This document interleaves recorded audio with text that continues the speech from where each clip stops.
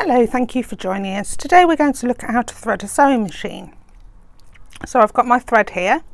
I've got the spool stand facing upwards for a second, and I'm going to pop my thread on here. I'll then pop that down, and I'm going to go from front to back through the metal guide there. I'm then going to go over here and through the tension disc. You will hear that click when the thread goes through. It's very important that you get that bit right, as that's your top tension for your thread. I'm then going to go down the guide and back up, and there is a hook in the middle of this guide which you have to go around with your thread. I'm now going to look at what we do with the needle and the needle threader.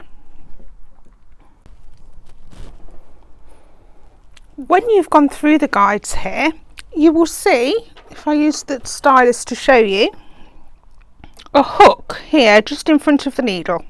We're going to go behind that hook,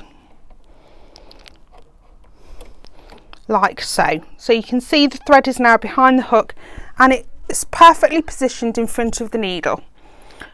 For those that haven't got needle threaders at this point, you would thread the needle eye by eye.